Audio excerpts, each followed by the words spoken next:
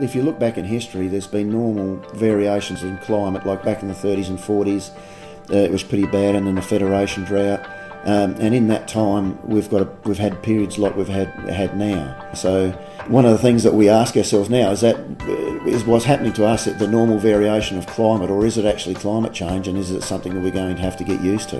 I think the weather's changing. I mean, I was a climate denier for many, many years, and really, I think I just had my head in the sand, really. It was just, I just thought averages are long term and this is only a little blip, and I don't know what's made that change, but it's pretty definite it's changed. We used to have heaps of rain, like it used to flood out here, and I remember when my kids were little, they'd swim out in the paddocks because there was just water lying everywhere, and we haven't seen that for a long time.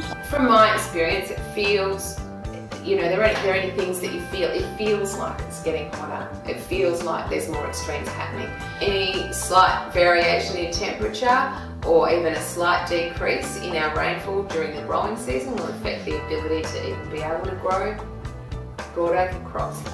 The variability, I guess, the extremes of temperature are a concern, you know, especially when the crops are flowering or whatever. You know, we can have a day like this, then you can have a 40-degree day, like that sort of thing, just and a heat wave for, you know, 5 or 10 days. That can knock things around. It's a lovely balmy day today, really. I mean, you know, it's probably going to be 19 or 20 degrees, and it's getting towards the end of May, and it's just not typical seasons, really. I think the level of enthusiasm has waned because of the difficult environmental conditions we've had, and I think it's an opportunity to sort of sit back and say, well, even under a drier environment, there are things that we can do much better than what we did in the last 20 years. Our climate-based decisions in the past were not so much that we actually set out to make climate decisions. I think we just made farming decisions that were based on weather. If we're going to expect more variability in our climate out of climate change, the answer has to be in keeping a dynamic decision mode. There's no excuse to say we can't plan because things might change. It's a common call. You need to plan but keep contingency there for different scenarios. I really do feel that climate change is a very serious issue.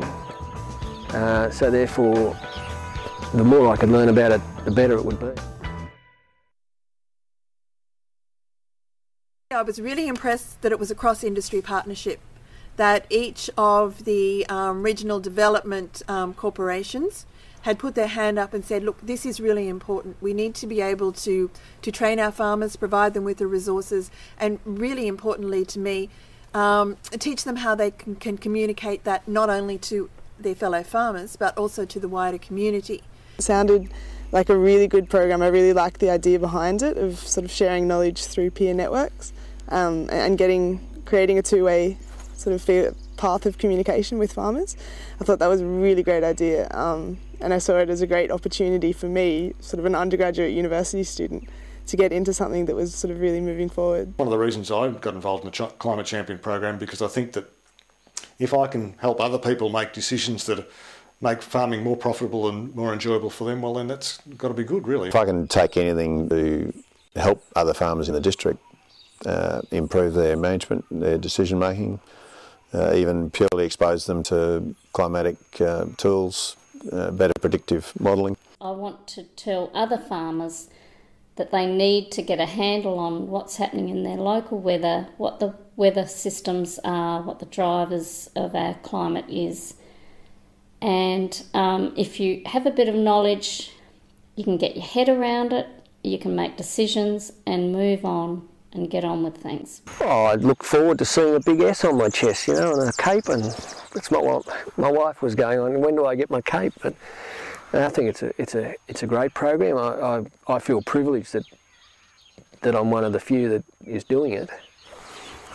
But then I guess anybody could have applied. Now that I'm involved in the program, I'm even more impressed because it's giving me the tools. We were sat down, we were asked exactly what we wanted. Everything that we wanted as farmers, the tools that we needed, everybody's listened, and we're actually getting that training, being provided with those resources, having the most amazing experts come and talk to us. We're always looking at new ways to do stuff and seeing how other people do stuff, so we can perhaps implement some of that here, which is a good benefit of this program really, because with the contact with the farmers from all over the country, is brilliant. Even if you pick up one thing from them, it's been worth it, I think, and that one thing just could make a huge difference. Yeah, I'd encourage anybody that's interested, they can all go to the website and pretty much get the same information we're getting from Climate Kelpie and stuff like that. So, yeah, I don't think it's that elitist that, you know, that other people can't get involved.